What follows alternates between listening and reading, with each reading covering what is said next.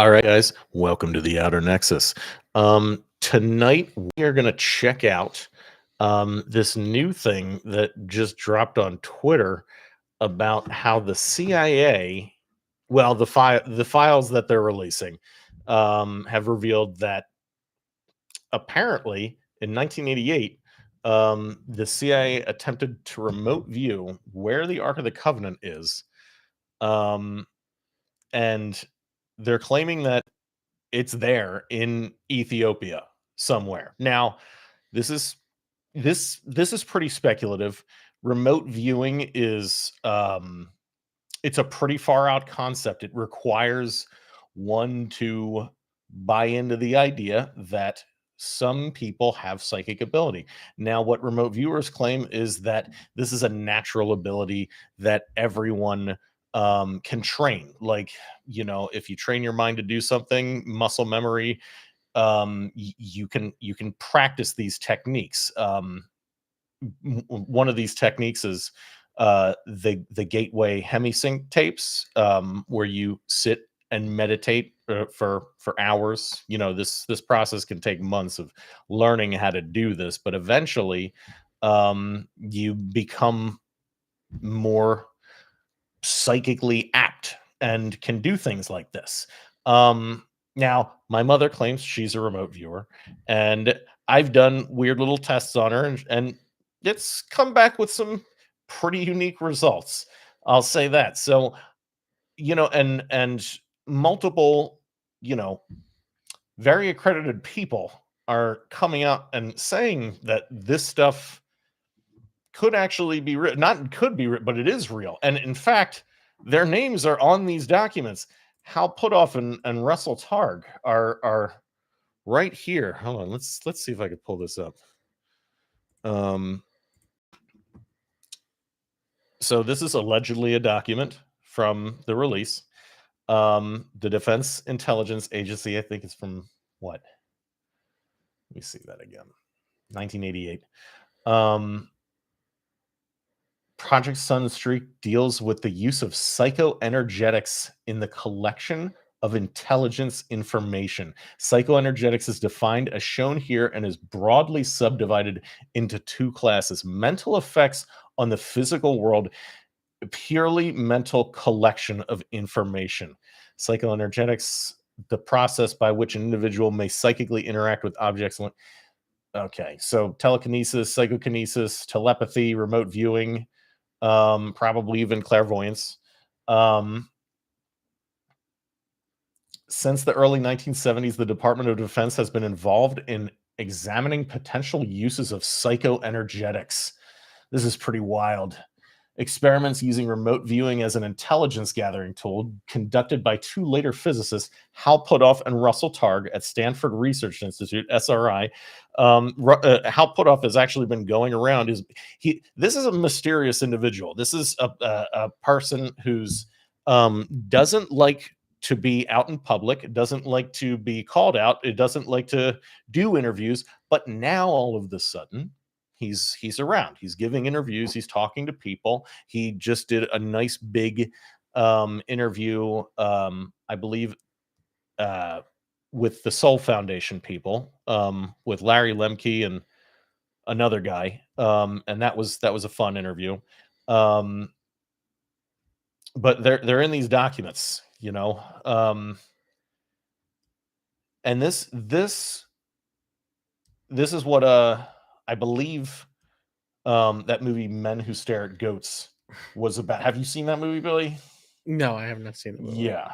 So what do you think about stuff like this? What's your opinion as a total skeptic, complete material? See, here's the thing, and I want to kind of define this.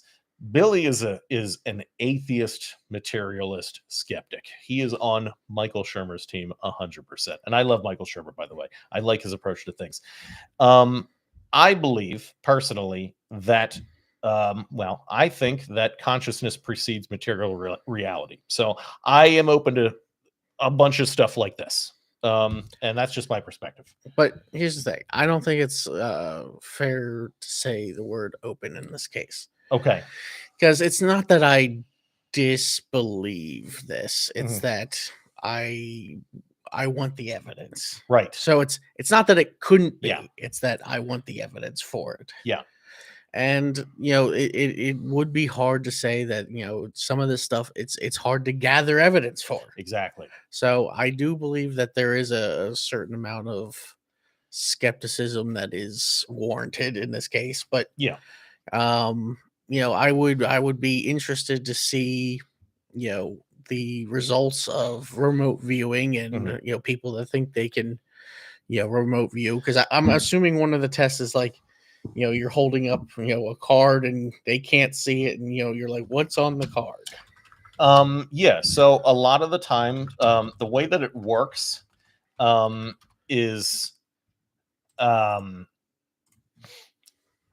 that you'll have a card with a picture on it, and it could be a picture, it could be a number, it could be a sentence, it could be a phrase, it could be something like that. And then the remote viewer will focus on it and try to figure out what's on there. But a lot of the times, what they'll do is they'll come up with their own foundational interpretation of it. So, like for example, well, this is not a great example, but I had a picture of an Easter Island head in a grass field. And I told my mom to try to remote view it. And she, after a couple seconds, maybe a minute, she came back with a boulder or a rock, and there's grass.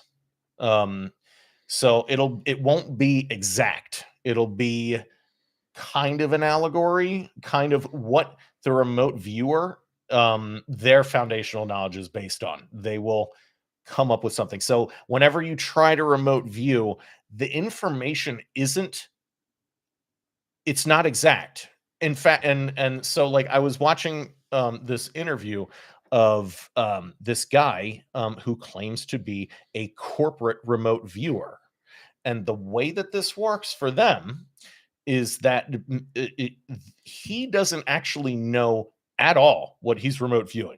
They'll come in with something on a piece of paper, word, phrase, picture, whatever, and he just has to remote view it. And from their understanding of his foundational knowledge, they just interpret how he's interpreting it. They're interpreting different information from what he's gathering. Does that make any sense? Sort of. So like he'll remote view his perspective on it, and they won't let him know exactly what it is, but they'll be able to draw more information out of it from the way that he remote viewed it. If that Okay. makes any sense. It's not it's Yeah. very it's kind of vague. It's Yeah. kind of mysterious. It's very occulty, you know? And like I said, that's not at that stage. It's open Yeah, to. it's like totally open. And this guy is like he's like checking stocks basically. It's like it's a stock company, that So does this. this is cutting the chicken's head off, and Yeah, and just letting it run around and see what happens. yeah, Basically, it's not different. yeah. Yeah. Um, but the fact of the matter is, um, Jimmy Carter says that eh, um, the CIA brought in a remote viewer um, to I think find a plane or a sub. I forget what it was. A plane go down in Central African Republic, twin engine plane. Couldn't find it, so he oriented satellites that were going around Earth. Still couldn't find it, so the director of the CIA told it came in and brought in a woman from California. She went into a trance. She wrote down latitudes and longitudes. They sent the satellites over there, and they found it. They found the plane. Um, so this is what Jimmy Carter claims. Um, and I don't really see a reason to doubt him. I think that this is basically real stuff. We know that they had. Hold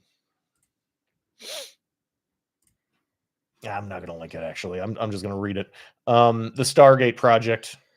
The U.S. Army had started this in 1977 at Fort Meade, Maryland, Defense Intelligence Agency that related directly to this SRI International. So obviously this Stargate project led into Sunstreak. Yeah, there it's listed right there, Sunstreak. And then in 1991, it just ended and there was no results. Apparently, no results. It didn't work. None of it worked. They just ended it in 1991. Yeah. Well, I don't think that's what happened. Oh, 1995. Terminated and declassified in 1995. Concluded that it was never really useful in any intelligence operation. Don't worry about it. Don't worry about it. Meanwhile, these guys, Russell Targ and Hal Puthoff, are like remote viewing ancient million-year-old temples on Mars and shit. I mean, that is highly speculative stuff, but I think it's pretty interesting. I think it's pretty interesting. What do you think about all that? Remote viewing is So here's the thing. Okay, let's speculate. Yeah. And let's just say remote viewing is actually 100% real. Everybody has this natural ability. We just need to train it. Yeah. How would you test that? I feel like we and this is actually across the board with quantum shit and where we're going with technology, and especially the fact that we are going to have super intelligence AI.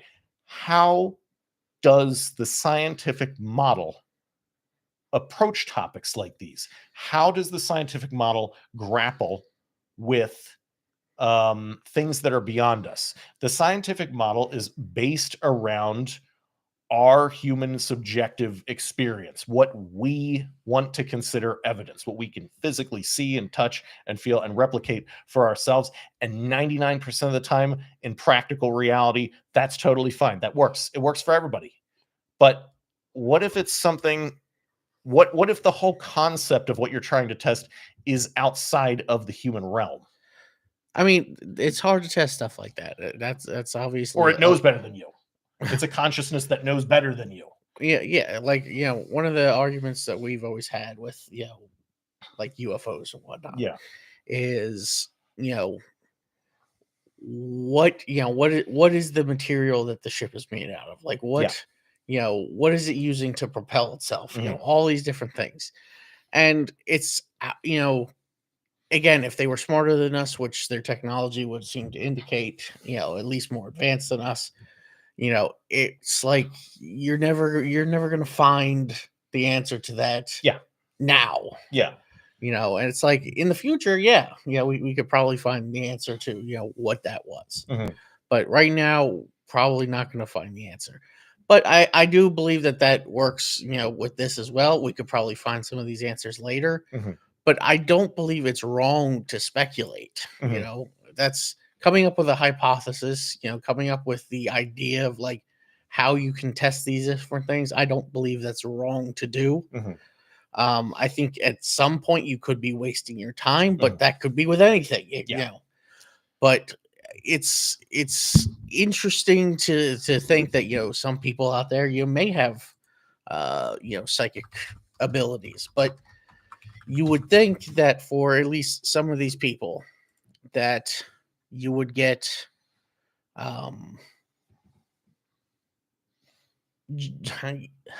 you would get people that are naturally very good at it. And that is what we're going to talk about now. Yeah. Really, and this has just been exploding everywhere with this professor, Kai Dickens, or either a professor. Let me see. Who is she? Kai Dickens. Okay. So she is a filmmaker. Okay. Or is that? Okay. So she's a filmmaker.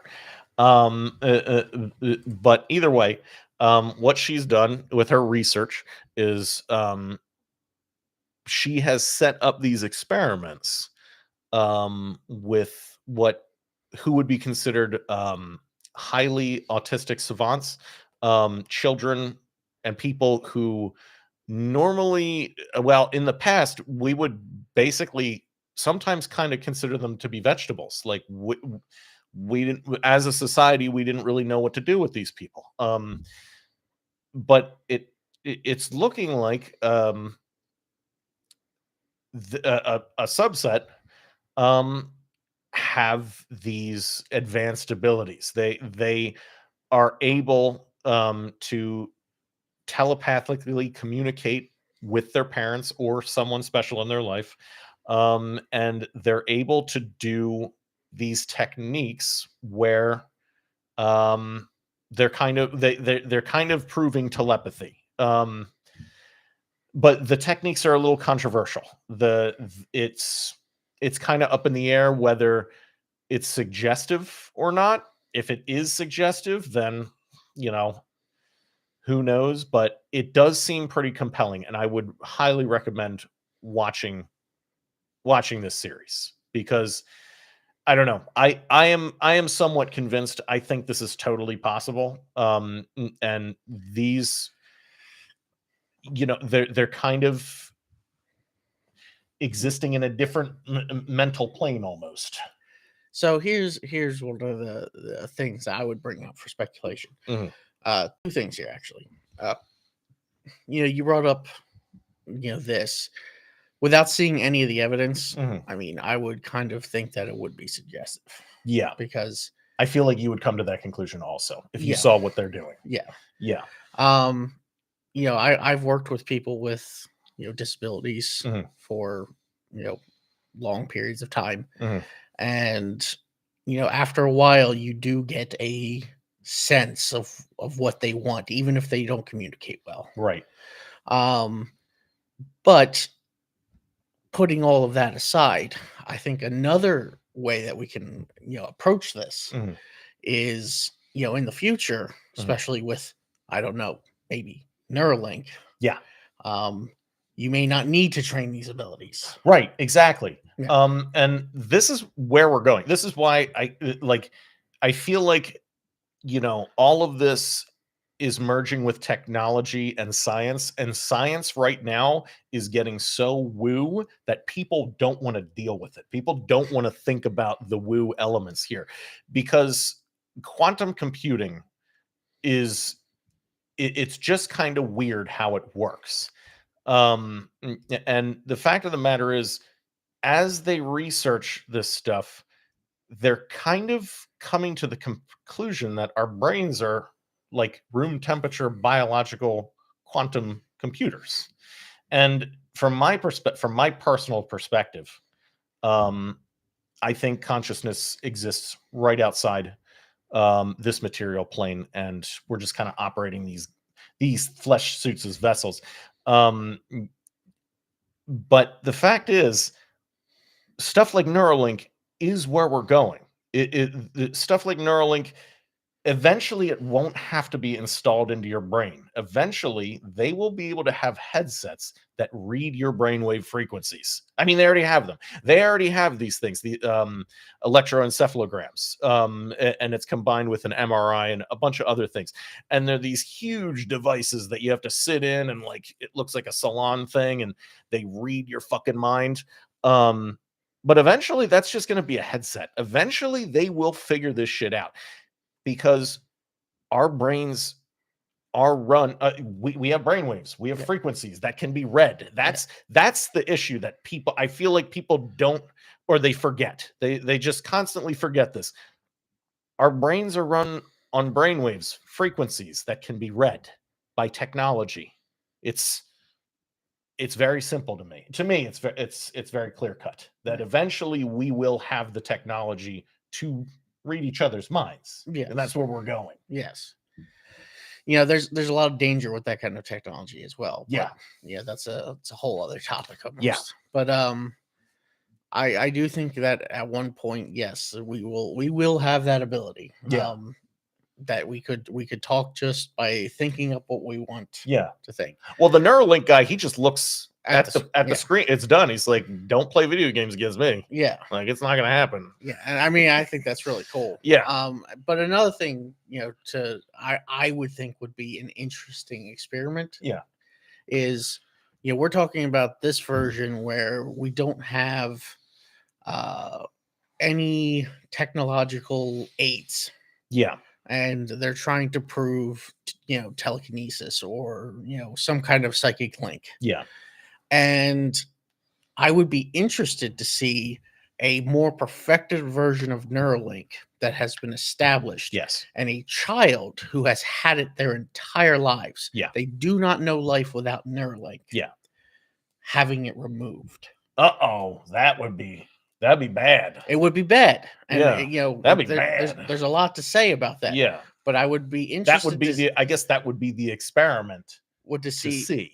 you remove it and then kind of see how they would react to their environment and the things around them, and because they've only known thinking at something. Yeah. So I would be interested to see if you could pick up something, or if they could. Yeah. If the telekinesis activates. Yeah. Maybe that's the way to go. And you think about it in the future, say 10, 15 years from now, when they have these kind of headsets, they're going on all the kids probably, and they're going to grow up with them. Yeah. And we're just have a generation of mind readers. I mean, that'd be freaky. I don't know if that would happen. That would be freaky. No, I don't think it'll happen Yeah. quickly. I don't think it'll happen that quick.